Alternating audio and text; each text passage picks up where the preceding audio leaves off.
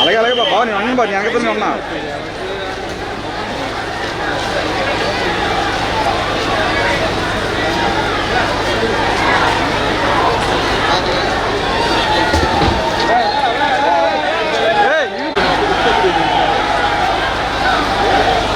Stand పెట్టి పైకి లేపాడు.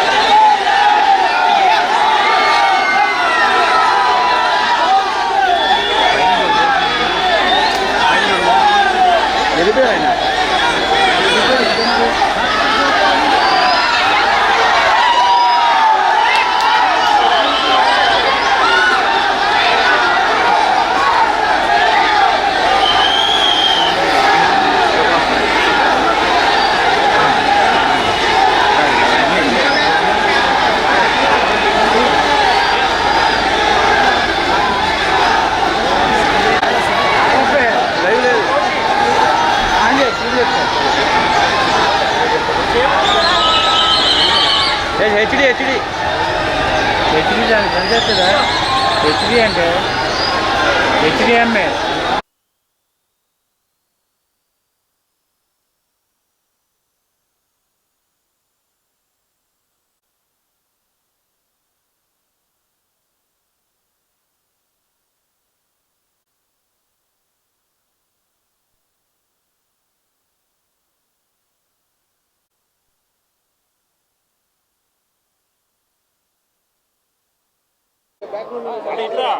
సార్ ఎక్కడ ఉంటారు, మీరు పక్కన ఉండండి అని చెప్తున్నా.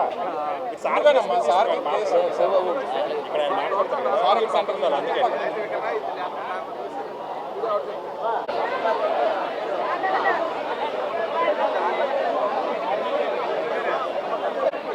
నా పక్కన ఈరోజు అక్క ఉంది. ఈ అక్క మత్స్యకార కుటుంబాలకు సంబంధించిన చనిపోయిన నా సోదరుడి భార్య. ఈ అక్క చిన్న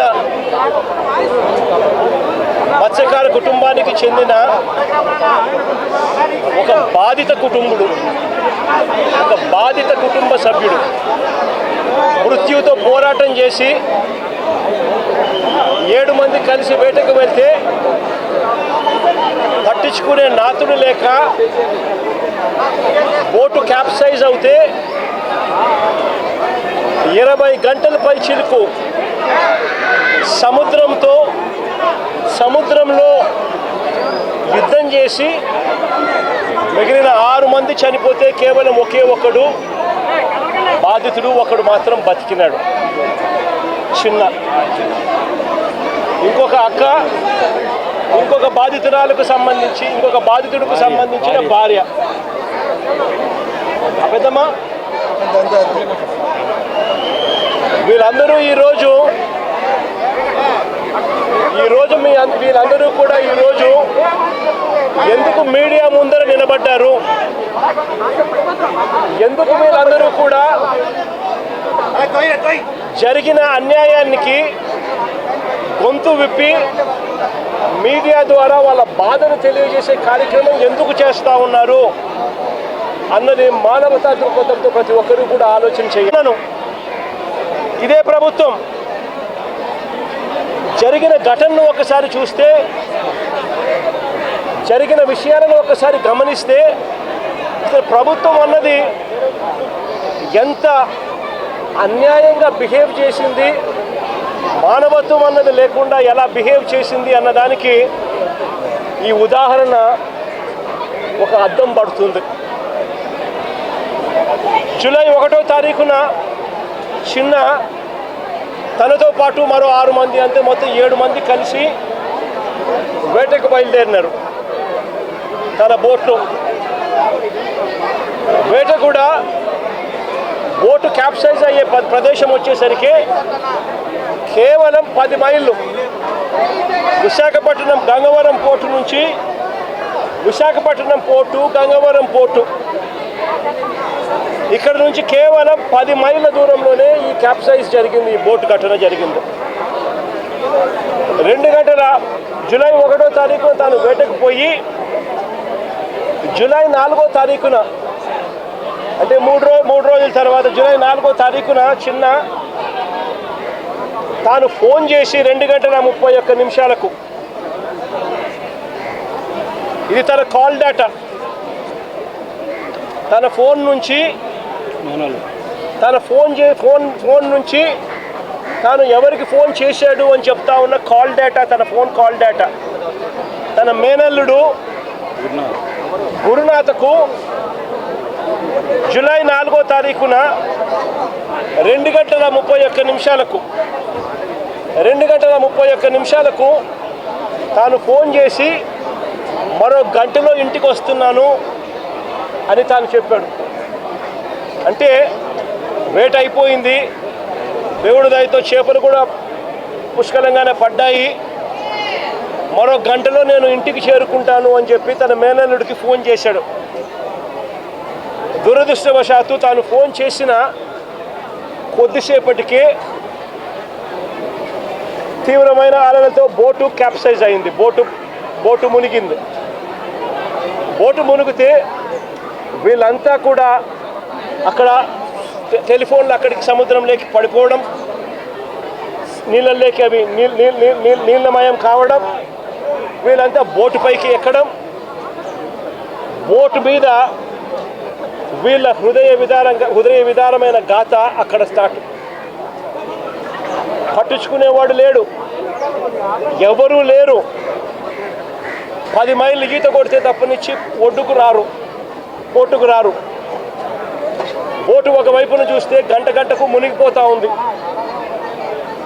అలాంటి పరిస్థితిలో ఘటన జరిగిన వెంటనే బోటు కింద భాగంలో ఉన్న ఒక మనిషి చనిపోవడం జరిగింది. మిగిలిన 6 మంది అక్కడి నుంచి ఈత కొట్టడం మొదలుపెట్టారు. అది వాళ్ళ పరిస్థితి ఆ మాదిరిగా ఉంటే 2 గంటల 31 నిమిషాలకు గంటలో ఇంటికి వస్తానని చెప్పిన తాను గంట అయిపోయినా, 2 గంటలు అయిపోయినా, 3 గంటలు అయిపోయినా ఇంటికి రాకపోయేసరికి గురునాథ్ మళ్ళా తిరిగి ఫోన్లు చేయడం మొదలుపెట్టాడు వీళ్ళ మేనల్లుడు.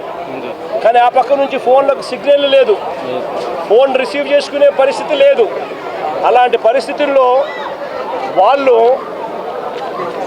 మనిషి బతుకున్నాడా లేదా కూడా అర్థం కాని పరిస్థితుల్లోకి వాళ్ళు వెళ్ళిపోయి రకరకాల అధికారులకు కంప్లైంట్ చేయడం మొదలుపెట్టారు. రాత్రి 10:30 గంటలకు రాత్రి 7 గంటలకు ఫిషరీస్ డిపార్ట్మెంట్ అధికారులకు కలిసి విన్నవించినారు. 7 గంటల సమయంలో ఫిషరీస్ డిపార్ట్మెంట్ అధికారులు ఎవరు కూడా స్పందించని పరిస్థితి అక్కడ కనపడేసరికి రాత్రి 10:30 గంటకు జానకి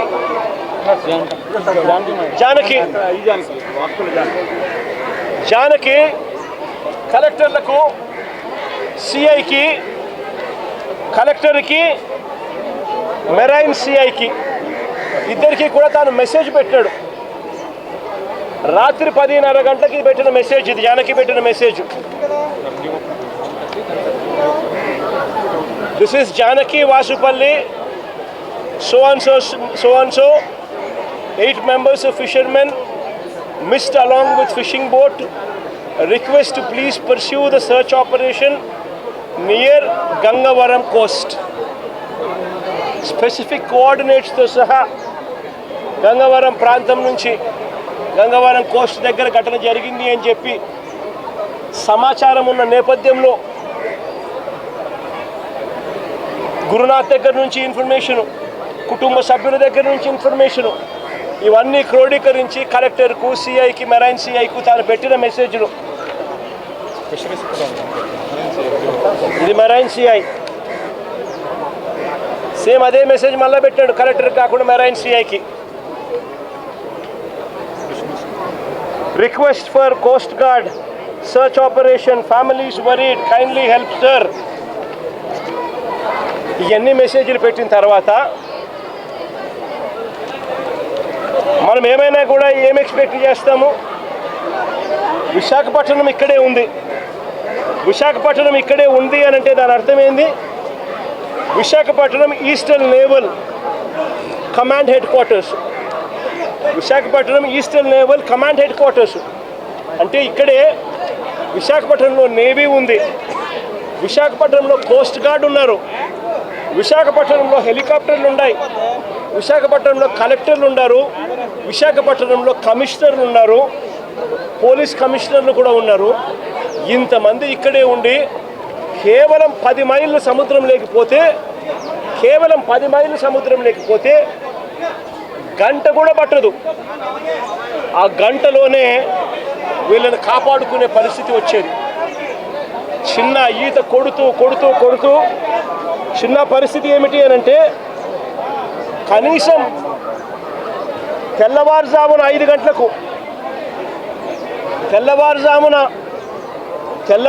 అంటే 5వ తారీఖున 4వ తారీఖున ఘటన జరిగితే 4వ తారీఖున సుమారుగా 2:30-3 మధ్యాహ్నం పూట బోట్ క్యాప్సైజ్ అయితే అక్కడ నుంచి మరుసటి రోజు తెల్లారుదాన్ని జూలై 5వ తారీఖున తెల్లవారుజామున కనీసం 7 గంటల కన్నా పొద్దున్నే కనీసం మనుషులు వస్తే కోస్ట్ గార్డ్ వచ్చిందంటే కూడా కనీసం 5-6 మంది బతికిందురు అని చెప్పి చిన్న చెప్తా ఉన్నాడు. కనీసం అంటే 5-6 మంది బతికిందురు అని చెప్తా ఉన్నాడు చిన్న. అంటే ఎవరు రాలా. చివరికి చిన్న ఒక చైనీస్ బోటుకు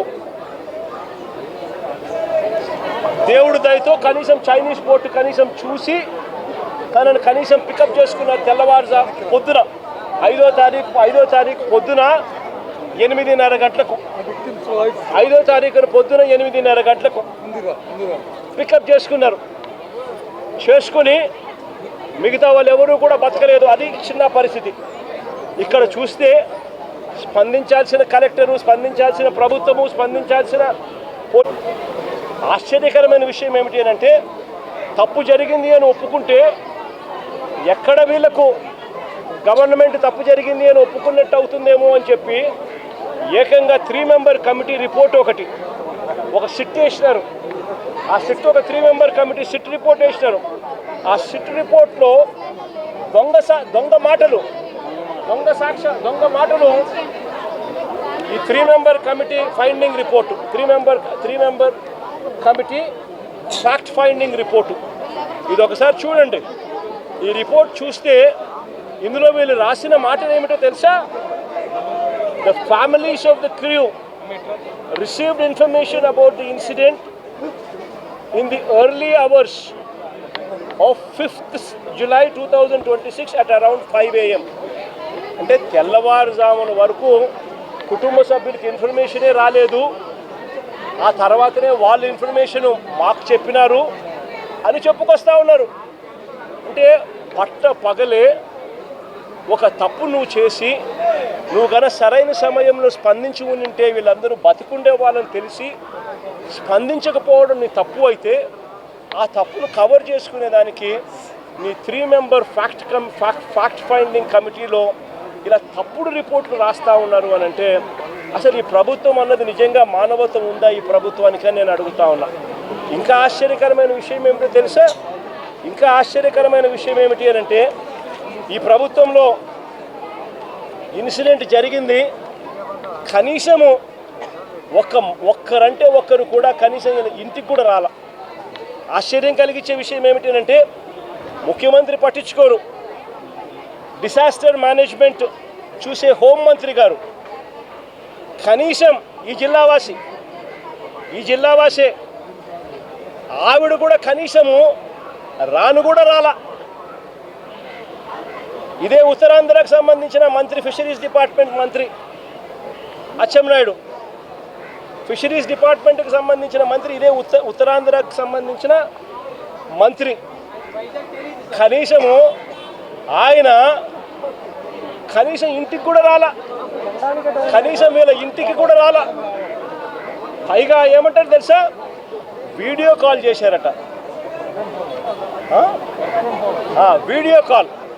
వీడియో కాల్లో వీళ్ళ కుటుంబాన్ని వీళ్ళ కుటుంబాలను వాళ్ళు పరామర్శించారు అని చెప్పి అనితమ్మ అంటుంది. హోంమంత్రి, డిసాస్టర్ మేనేజ్మెంట్ చూసే మంత్రి అనితమ్మ గారు వీడియో కాల్లో పరామర్శించినామని చెప్తారు.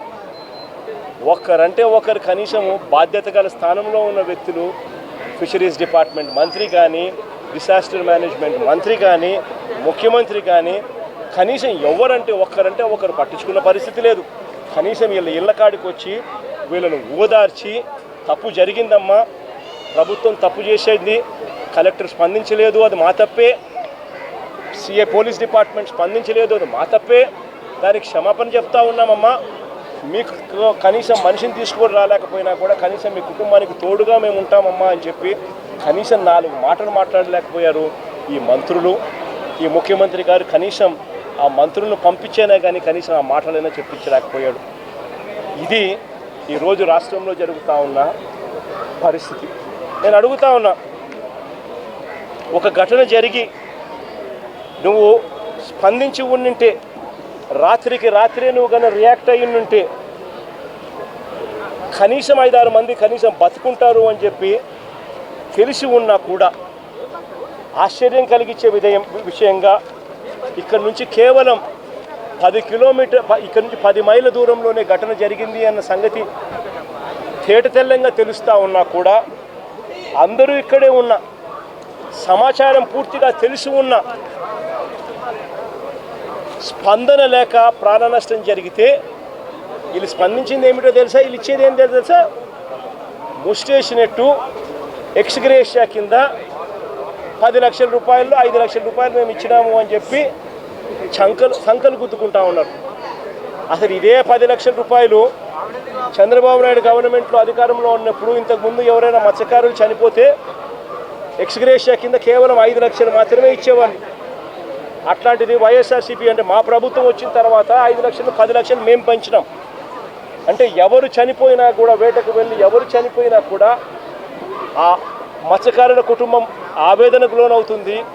వాళ్ళ కుటుంబాన్ని చూసుకునేవాడు ఎవడు ఉండడు, ఆ కుటుంబానికి అండగా ఉండాలని చెప్పి మానవతా దృక్పథంతో ఆ రోజు మా ప్రభుత్వం అంటే వైఎస్ఆర్సీపీ ప్రభుత్వ హయాంలో 5 లక్షలు 10 లక్షలు పెంచింది.